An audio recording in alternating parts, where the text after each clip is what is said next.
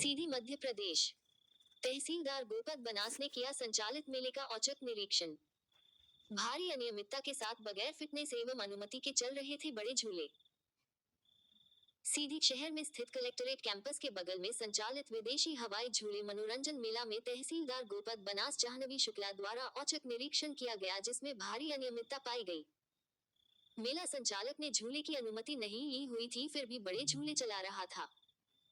150 feet की ऊंचाई का प्रतिबंधित चक्री झूला चलता हुआ पाया गया, साथ ही अन्य बड़े झूले चल रहे थे।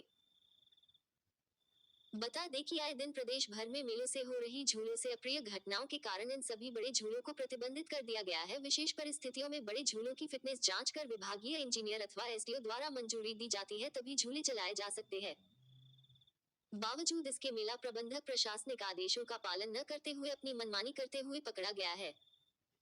इसके अलावा आगजनी सुरक्षा की दृष्टि से कहीं भी फायर सिलेंडर की व्यवस्था नहीं थी। साथ ही मेले में प्रवेश शुल्क के नाम पर 10 रुपए का टिकट रखा गया है, जो नियम विरुद्ध बताया गया है।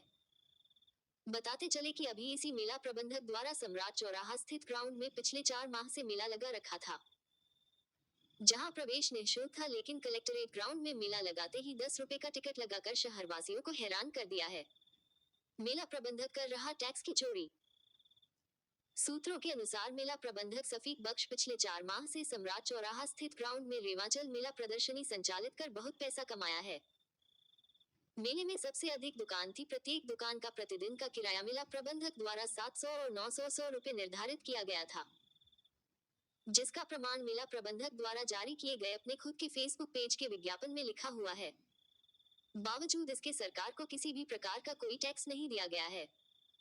मेला प्रबंधक द्वारा sale tax, income tax, GST से संबंधित कोई भी दस्तावेज नहीं रखता है, जिससे सरकार की नजर में टैक्स चोरी करने का संदेहास्पद आरोपी साबित हो सकता है। ज्ञात हो कि पिछले वर्ष 2023 में भी अक्टूबर माह से लेकर फरवरी माह 2024 तक 100 दुकान लगाकर सम्राट चौराहा स्थित ग्राउंड में मेला लगाया गया था, जिसमें भारी टैक्स की चोरी की गई थी। मेला लगाने की अनुमति का पूरा रिकॉर्ड विभाग में उपलब्ध है।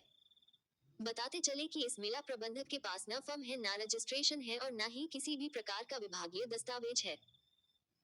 बावजूद इसके धड़ल्ले से खुलेआम प्रशासन के नजरों में धूल झोंककर डंके के साथ अपनी मनमानी कर रहा है। एनओसी दिसंबर तक मेला संचालित रहा, जनवरी तक। पिछले 2 वर्षों से सम्राट चौराहा स्थित ग्राउंड में मेला संचालित करने के लिए मेला संचालकों की शहर में भारी भीड़ देखी जा रही है। लगातार सम्राट चौराहा में मेला संचालित हो रहा है, जिसमें एनओसी के नाम पर तो कभी परमिशन के नाम पर भारी खेल हो रहा है, जिसका सबसे बड़ा उदाहरण यह है कि अभी हाल ही में संचालित रहा मेले को नगरपालिक सीधी द्वारा 31 दिसंबर 2024 तक की एनओसी दी गई थी। वहीं एसडीएम गोपद बनास ने 31 जनवरी 2025 तक की परमिशन दे दी गई। ऐसी स्थिति में 1 माह का राजस्व कहाँ और किसे दिया गया, ये जानकारी कोई नहीं दे रहा है, क्योंकि नगरपालिका ने दूसरी एनओसी बढ़ाने की जारी ही नहीं की गई थी। ऐसे में प्रशासन के ऊपर सवालिया निशान लगा रहा है। हाई कोर्ट ने सम्राट चौराहा में संचालित मेला स्थल को किया प्रतिबंधित। पिछले 2 वर्षों से सम्राट चौराहा स्थित ग्राउंड सफीक बख्श पिता दीन बख्श निवासी अमहिया जिला रीवा को कई बार एसडीएम गोपद बनास से अनुमति मेला संचालित करने की दी गई। अन्य मेला संचालकों को अवसर नहीं मिल रहा था, जिससे दुखी होकर नियम विरुद्ध अनुमति के खिलाफ मेला प्रबंधकों ने हाईकोर्ट में रिट याचिका दायर किया,